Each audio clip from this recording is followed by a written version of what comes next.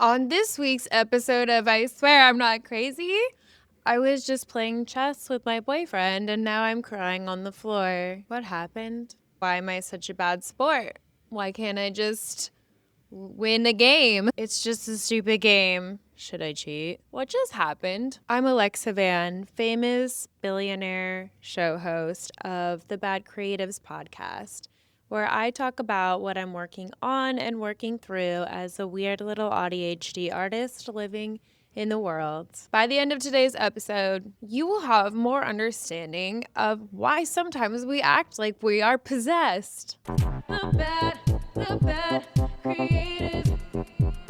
The bad creative. Yeah. Okay, I've never actually said this word out loud before, but Alexithymia. I'm going to ask Google how to say it. This is a really big word. Alexithymia. Alexithymia. Thank you for making that word sound a little bit like my name. Anyway, I could be saying that wrong. If I am, sue me. You can't bleed a rock. Alexithymia comes from the Greek word for no words for emotions, which I love because it totally sounds like something I would say if I was having a shutdown. I'd be like, no words for emotions. It's a personality trait characterized by difficulty understanding and identifying your emotions or confusing them with bodily sensations. It often occurs in autism, depression, PTSD. In other words, why did I seem to have a full mental breakdown when playing a game of chess? When you are neurocomplex, sensitive, you're weird, you're different, you're creative. Sometimes our feelings don't seem to match the situation. Sometimes our reactions, our feelings feel so huge and we don't know why. Now let's pair that with level 1 autism. You are aware that you shouldn't be having whatever reaction with whatever situation, but you are having it. So now you're also feeling shame about it and embarrassment, which actually makes it worse. And now you're confused, they're confused, everyone's confused, and nobody's allowed to play chess anymore. As I mentioned, anybody could have alexithymia. You don't have to be autistic, but I do want to put this little note in here for anybody who is on the spectrum. I think this is where level 1 autistics have this struggle that others can't see. Because when you have level 2 autistic or level 3, it's so obvious there's something different about them, that there's something not neurotypical about them, I should say, that they're not, the expectation isn't there for them to be able to also not act that way. This is the invisible struggle of high functioning. I really don't like that term, high functioning, whether you're autistic or not. But when you label something high functioning, it's saying that it kind of makes it sound like you're doing really well. And sure, compared to somebody who is level 2 or level 3 autistic, my struggles certainly aren't going to be as apparent as theirs. Those people need pretty much constant support. I can live on my own. I can drive. I can have a job. Compared to them, yeah, I may seem to be functioning quite well because most importantly, I know how to hide my struggles. Until I can't. Enter in the low stakes game of chess. Everything's fine. Oh, it's going to be so fun. What a great activity for me and my cute boyfriend. We both don't know how to play, so it should be pretty even, right? Wrong. Very wrong. I was wrong, okay? This explains the self-blame cycle. Why am I acting like this? This doesn't make sense. What is this reaction I'm having in my body? Why do I feel like I'm being actually attacked in real life when it's actually just a pawn on a virtual chessboard, not even a real one in person? But here's the thing. Logic fails when you're in a state of extreme overwhelm. When you are on the brink of an emotional collapse, no amount of talking yourself out of it is gonna work when you've gotten to that point.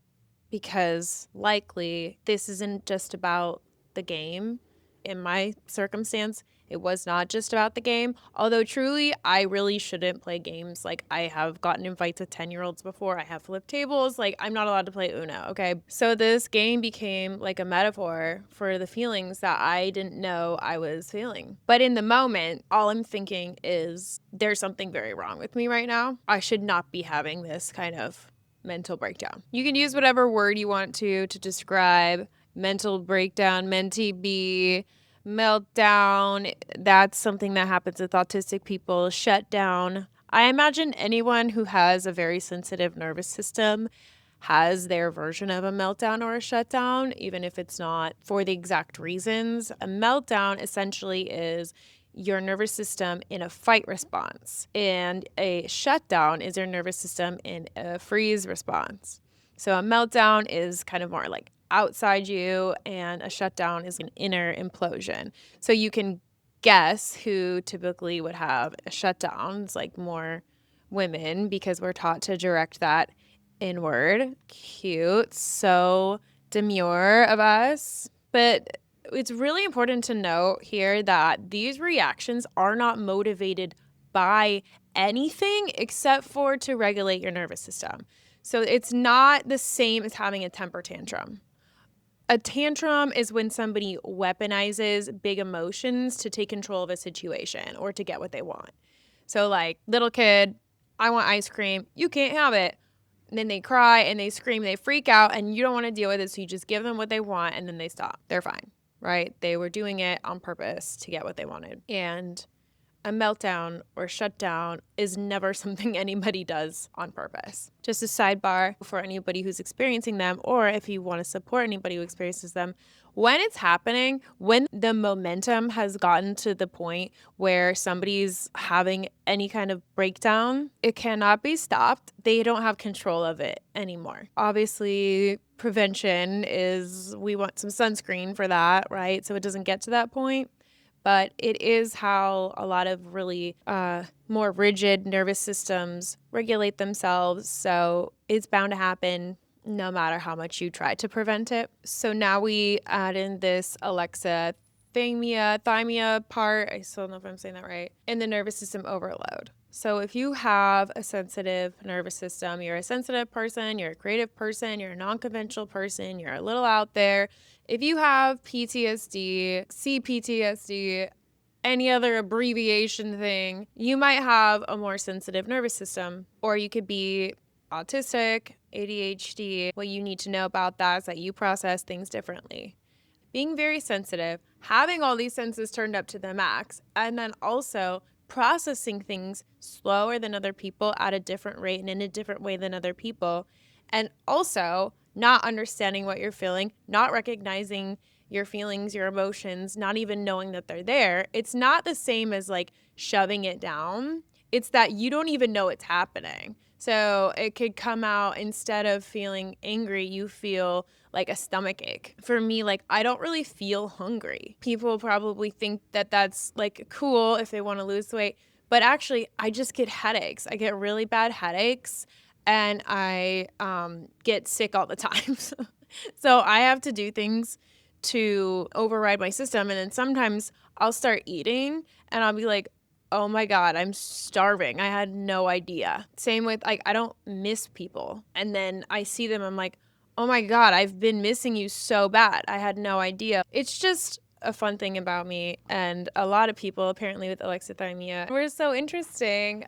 When you add in being chronically tired, having chronic illness, which I have a theory has to do with some of this not knowing what to do with all of our feelings. The body keeps the score, and being chronically burned out, overworked, all of that. Now it's just like a big mess in there. I don't care how self-aware you are. Sometimes I really think I am fine, but I don't realize that just because my mind is satisfied and knows I'm okay, and my soul is like, nothing is real. I am just a soul in a body. Nothing can hurt me. My body is like, I don't want to take another leap into the unknown. I don't want to move again. I'm tired. That's what my body's saying. I'm used to having this low-grade anxiety kind of all the time.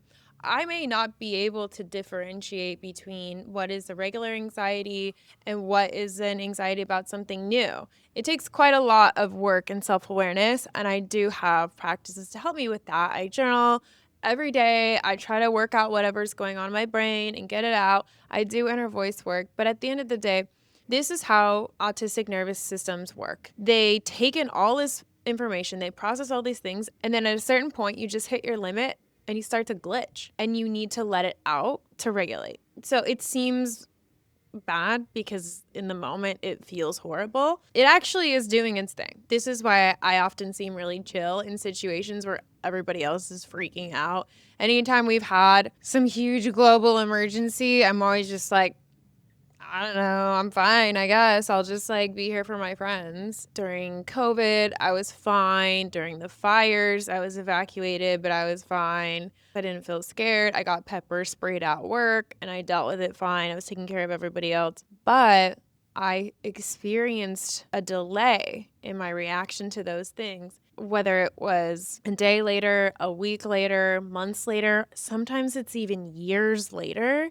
Something will hit me and I won't always know what it was, but it's just I get to this point where it's an accumulation of everything going on and then it explode. Sometimes these really huge global emergencies to me almost register as just about the same as something else. I don't really know why. But I think I get really nervous about things that I think that I can control sometimes, like a chess game, or kind of OCD about things that my little things I grab onto that to other people wouldn't make them feel nervous at all. And those things, for whatever reason, seem to be harder for me to process. And then these other really big things don't. I'd be lying if I didn't say I have pathologized that and I have a million theories. But just for the sake of this video, if somebody's expecting you to act the way that you usually act and then all of a sudden they see you having a meltdown about something, they might be like, what the fuck is wrong with you? Why are you doing this? That's my point. So even though what is happening may seem really bad, it's actually very natural. It is natural to be bad, hence the name. What actually helps when you are at the breaking point? How do we take some of that pressure off if we have alexithymia and we don't always know that there's even pressure that we need to take off?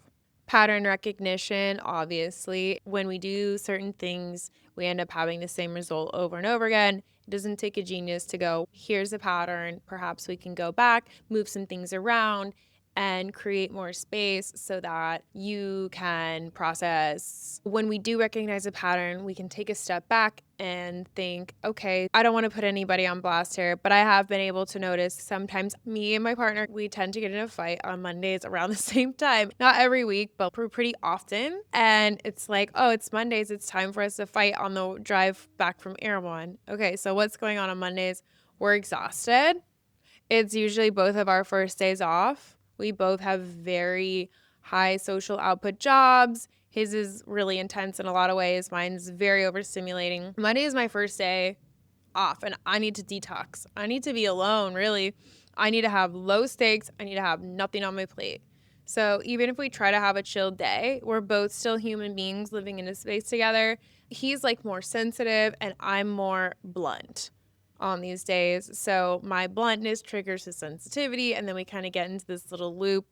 It's pretty small, but it's usually where I hurt his feelings on accident and I don't really have the reserves to try to reach for understanding and repairing in the moment. So I typically go, can we just eat and maybe talk about this tomorrow? I'm so tired. And he's like, oh, you don't care about me. And then we usually eat and then he feels better. And I remind him that I'm just really tired on Mondays and can we talk about it tomorrow? And he's like, actually, I don't even need to talk about it. I'm fine. This is such a normal human pattern to have. But in the moment, sometimes it feels like this is so awful. So how do we take some pressure off? If you don't see the pattern, like I said, you don't always know how many things we're carrying until this happens. And by the time it's happening, it's too late. But prevention-wise, it's probably no surprise to you that I'm going to suggest creating art. Okay, so creating art, special interests, anything somatic. Somatic means of the body. What puts you in your body? People think somatic, oh, it's so fancy. It must be only something that fancy people know about. You can be trained in certain somatic practices for sure that go very deep, but also you can do anything that puts you into your body on your own if you want. So firstly, art. I'm an artist. It's my go-to. I think there's a reason why we're so sensitive as artists. It's like how we create. It's why we create. It just makes sense to me. It's like, yeah, obviously I would need all my senses turned up really high because I can hear different sounds than you and I know how to make those sound pretty. I know how to rearrange them and make them sound better. People who see colors differently, painters, I don't know, maybe people who taste things really intensely become chefs. I don't really know if it all is that black and white, but it makes sense in my brain. Just deal with it. Here's the thing though, when we are artists, that seems like a natural go-to. It's like, oh, okay, I want to be able to engage with my special interests. Special interest is like an autistic term. It's basically just having something that we're really into, because when we can have a monotropic, like solid focus on our special interests, our thing we're really into, it regulates our nervous system. The rest of the world disappears and we can just like lock in and be in our magic place. But that doesn't have to be art. It could be anything you're into. So that's always a great thing to be able to have accessible to you. And if you don't have that accessible to you, let's find some ways to make that accessible to you. Sure, we go through times in our life where we can't, or maybe it needs to shift and become like a new interest because our old one, we can't do it for whatever reason. That's fine. It could be something like doing a puzzle. My mom likes to do puzzles. I don't like to do puzzles. I get too weird about puzzles. But basically, all you need to do to make this work to help regulating your nervous system is it has to have low stakes. It has to be something that's just for you. So you can have things with high stakes too, but in preventing meltdowns, it has to be something that regulates your nervous system. So it has to have this element of pressure relief. If you are creative and you lean that way and you get paid for your creations, or perhaps you're just trying to really make it with something, you might want to pick something totally different that's just for you. For a long time, I used to make videos just for me, just for fun. I couldn't wait to do it. I couldn't wait to edit the videos later, and look at me now. So I actually had to get a new silly little thing that's just for me, because now making videos is part of how I make a living. So I switched and now I make memes. And even though I have been paid to make memes before, I took the pressure off of the memes. I make memes for fun when I want to, when it feels good. I do not put any pressure on myself to make 50 memes a week or anything like that. It's just there for me as a tool for when I want something to reach for. That's it. Why, for me, having these low stake art pressure valve release is so important is because when you have alexithymia, or perhaps you're just very complex, you have a lot going on and you're feeling a lot, our feelings can feel so huge sometimes, and we need to channel them. And so when I write music or sing a song, it's such an easy way for me to channel my emotions. It's such an easy way for me to have understanding for what I'm going through and to give it a place to live and to exist. Listening to music, it's like all of my thoughts and feelings are like static, all over, floating around. I don't really know exactly what I'm thinking, feeling, or going through until I have a song, some kind of music, something to emote, something to direct, like the rhythm of my feelings. I don't know if I've totally lost you or if this is like clicking for you right now. But for real, it gives it a direction that I didn't have before. It was all a big mess. And like some people, they talk, they verbally process. And I do too to some extent, but if I listen to a song, it's deeper. It's not just understanding. It's, oh, I'm feeling it now. I'm finally able to let this out. I didn't even know this was in here. I didn't even know this was so deep. I can bring that out of myself when I'm listening to certain songs. I will intuitively know I need to go listen to sad music right now. You might also really connect with walking, dancing, somatic shaking, breath work. All of those things are really good ways of getting out of just being in your mind and coming into your body to be able to release, to take some of that pressure off and to feel some of those things that perhaps you didn't even know were there. Because I think our mind sometimes, we overanalyze all these feelings and then we think that we're not going to feel them anymore because I understand them now. That's not how it works. You actually still have to feel them. Understanding is a piece of it, but feeling the feelings is sort of like the point of being a human, unfortunately. When I do the inner voice work, a lot of times I think I feel fine. I sit down and I'm able to drop in pretty quick because I'm just really familiar with this practice. And I do think it's one of those things where when you know that you can do it every time, it becomes faster and easier to do it on the spot because you're not wondering, oh, am I going to be able to do it? You just know you can.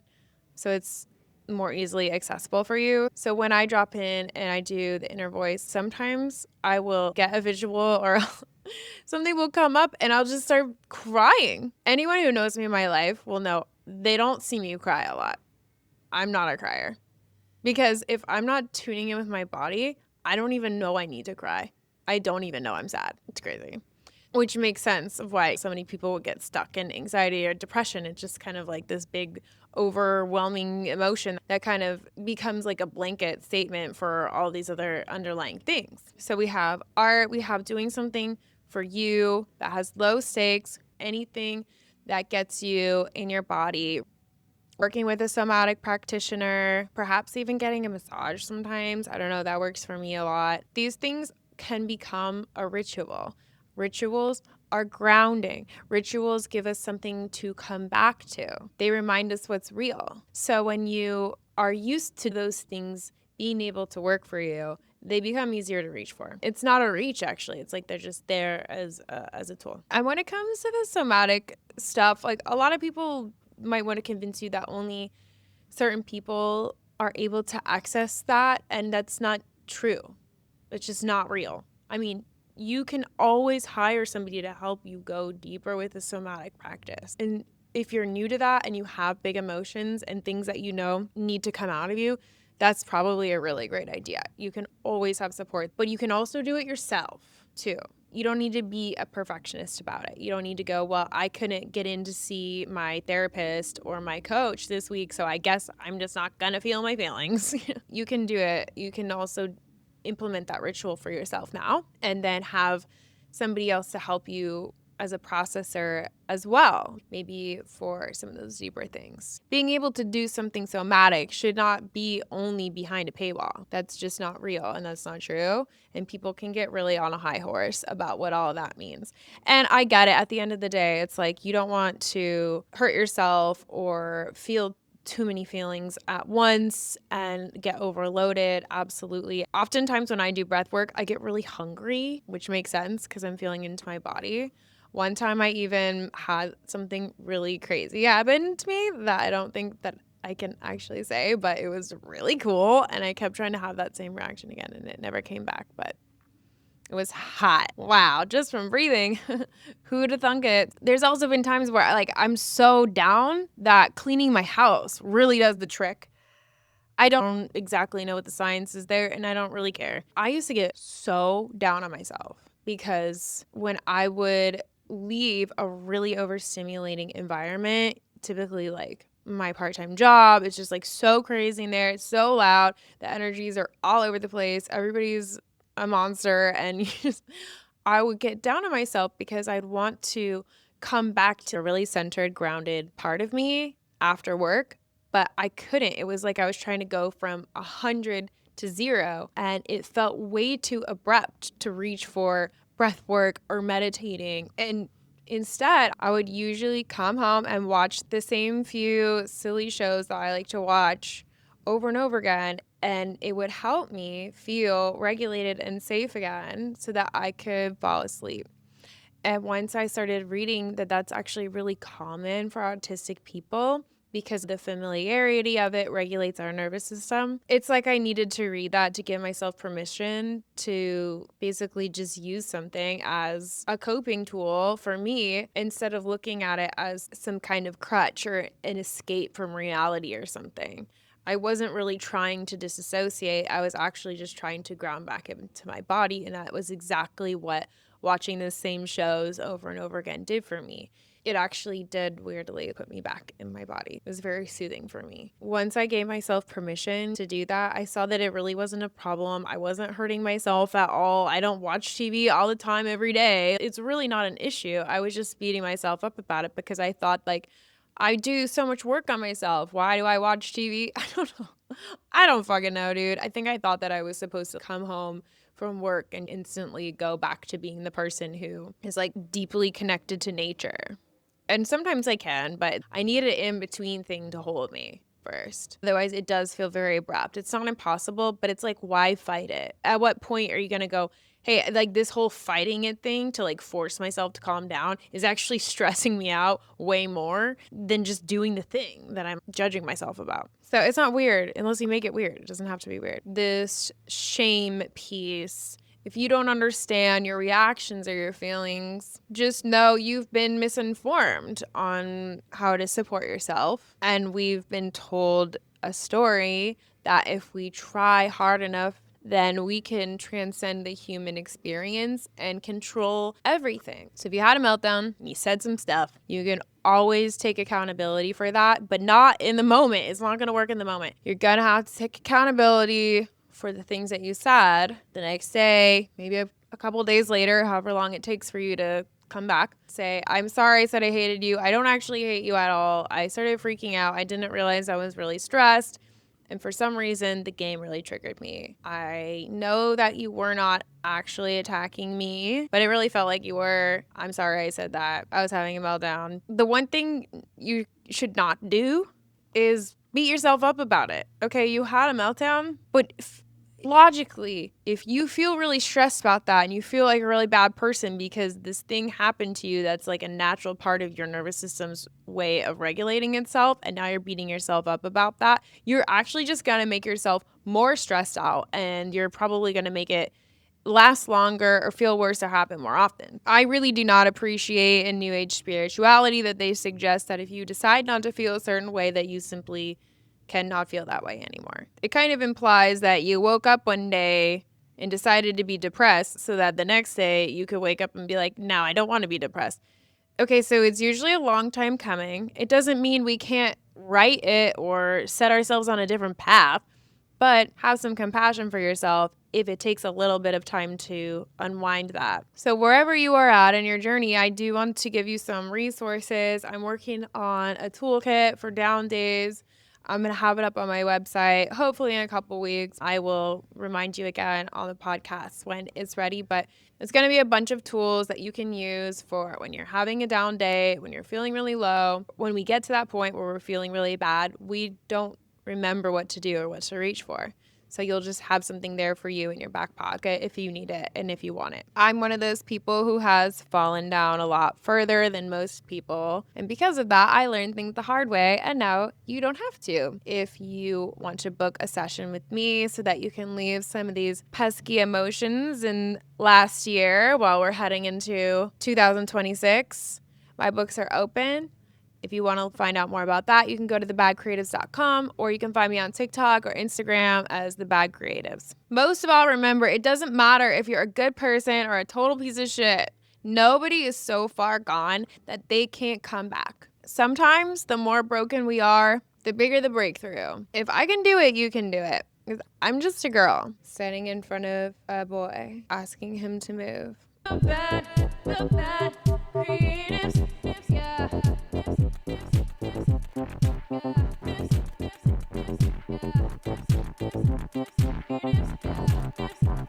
The bad creative, the bad